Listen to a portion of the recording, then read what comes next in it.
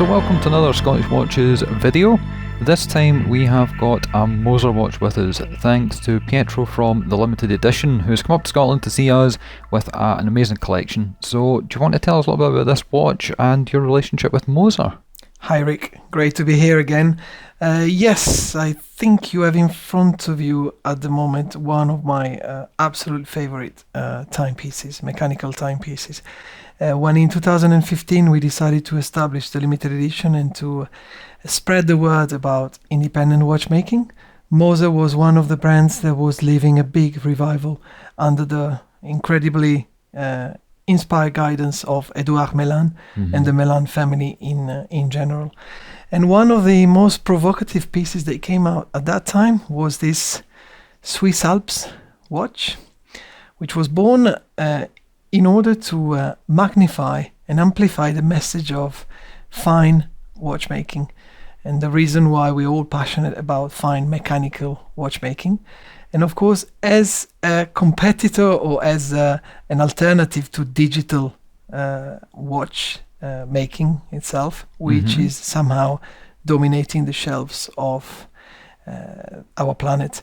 There is one interesting figure that I can mention is these days, the Apple Watch is selling more than the entire Swiss industry altogether. So for Moser to create that... Including Swatch watches, digital, Swiss watches, everything? Yes, so these are the last figures. Right. So the debate came to, what is an Apple Watch and what it means. Digital, wearing a digital timepiece and what it means to wear a mechanical timepiece. So very cleverly and very inspiringly, the Mélin family and Moser decided to come out with a design that is slightly reminiscent of something we may have seen. But something we may have seen. Okay then.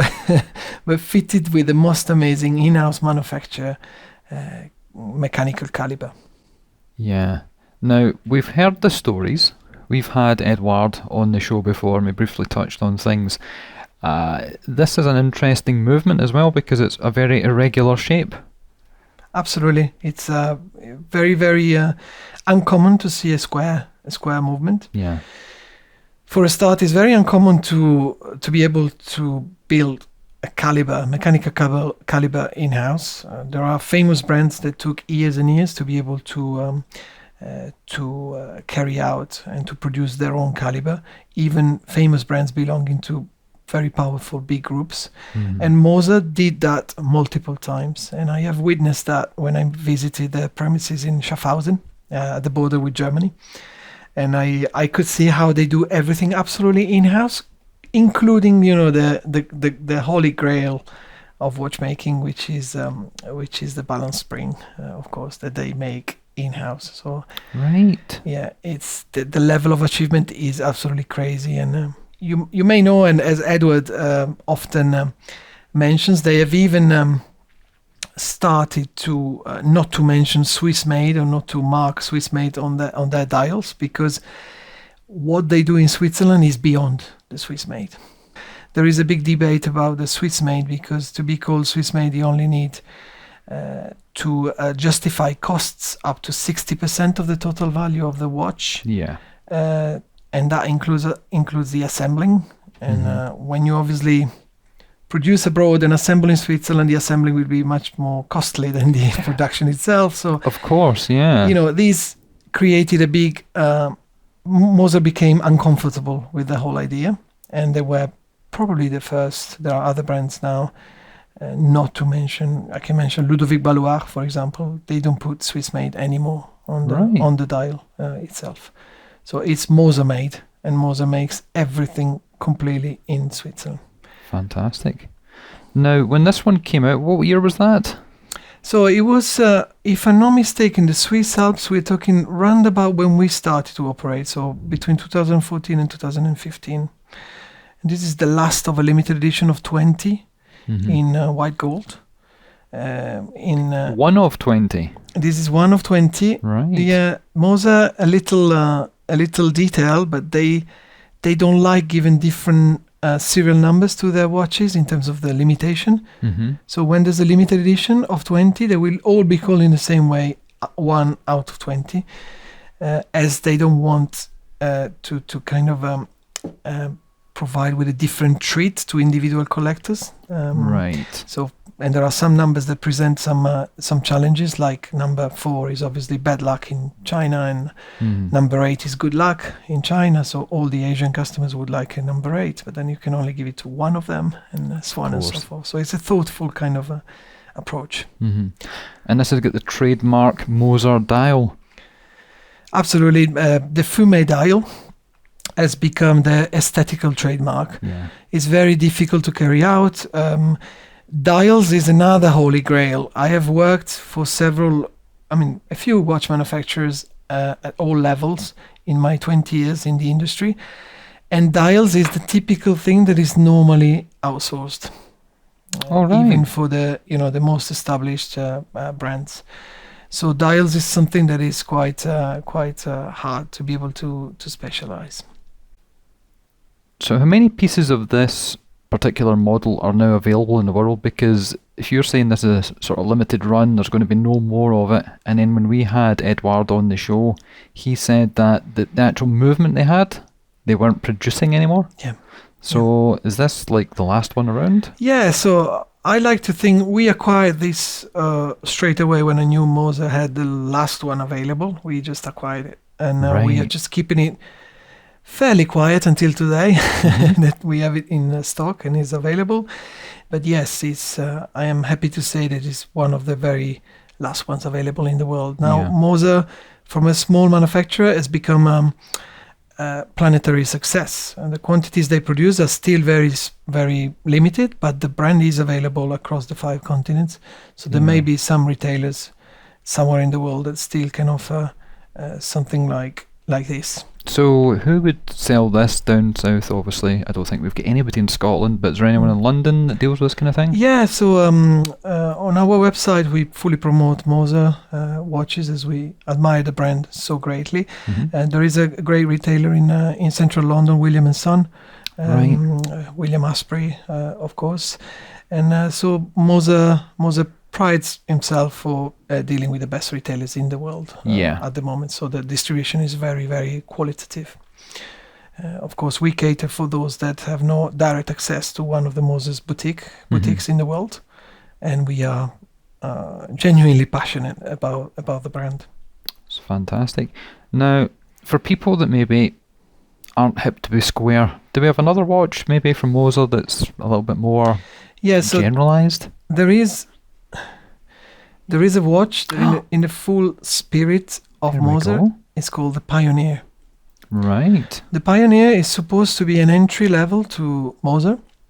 But when I say entry level, it means that the price is really, really clever, because we are talking for a fully manufactured in-house movement with a fully in-house manufactured case, dial, etc. We're looking at 11,350 for this particular model. For a Moser. For a Moser with Fume dial and all the fine characteristics that you would expect from a Moser watch, whereas on a Swiss Alps, obviously we're more in the region of the 20,000, depending on the version. Well, we have a podcast out with Andrew from Time and Tide, and he was telling us that when you get yourself a Moser, you become part of the family. You feel a part of something bigger than just buying a watch. So looking at these pieces, I haven't spoken to Edouard, I can kind of understand what he means. These are things that when are said are difficult to figure out, but when you are involved with the brand, I have to say it is definitely the case. We the opportunity when the limited edition was fully irrelevant business, because it took us 2 years to really get established and to even sell a watch. With what we do, it took 2 years to really gain the reputation and the awareness. Still, Moser gave us support. Right. I was able to interview Edouard as one of the first people we interviewed online, and I was able to visit the factory with a VIP client as well. They gave me full access, and I could really see, firsthand what they're doing that. And what they're doing that is absolutely incredible in watchmaking terms. No, it's first class. So as far as I'm concerned, they deserve all the praise they are getting at the moment. Yeah, and we also really appreciate their marketing strategy. The way that they're not traditional Swiss or even German. You know, the way they do things is a little bit like the way we do things, and that is, we don't really care, we're doing it for ourselves. And if other people like it, great. If they don't, we don't care either. I think they understood from the beginning that the thrill of watchmaking should be the fun that watchmaking brings to the people that love watchmaking. And being non-standardized in the message that you carry over is a plus. Yeah. It's not because we're talking about fine watchmaking that we all have to be serious and just expressing the same message. Quite the opposite these days. When everything is available, you want to appreciate things that are done in a different way, if you like. Well, hobbies are supposed to be fun. Absolutely. And watches, well, for me at least anyway, they're supposed to be a fun hobby, and I think that's the way that obviously our friend in common, Dave Sharp, that's the way he looks at watches. He doesn't just buy something because everyone else likes it, it's because it appeals to him and it speaks to him. And Moser seems to be that type of brand. I think when you wear a watch, you carry a story, and if you're passionate, you like to share the story. And this is what independent watchmaking can give. When I was working for bigger groups, I remember, even the CEO of a brand was not allowed to talk to the press freely. This is a little secret I can share with you. All right. So everything was, often there was a script behind. So obviously Edouard knows that, and he's decided to leverage on what he does best, which is being himself and carrying, spreading across messages that are slightly provocative, but they actually give importance to the amazingness of the things that they make. Yeah, no, definitely. Well, listen, thank you very much for bringing these pieces up to see us. It has been an absolute pleasure to see a couple of Mosers in the flesh and just see how those dials react under these lights. So if people want to have a wee look on your website, what's the web address? Are you on Instagram? Yeah, so thelimitededition.co.uk, and yes, a nice Instagram account where we try to feed the passion for independent watchmaking on a daily basis, which is thelimitededition.uk. Perfect. That is brilliant. Well, thank you very much, and we will catch you guys in the next video. Pleasure. Thank you, Rick. Thank you very much.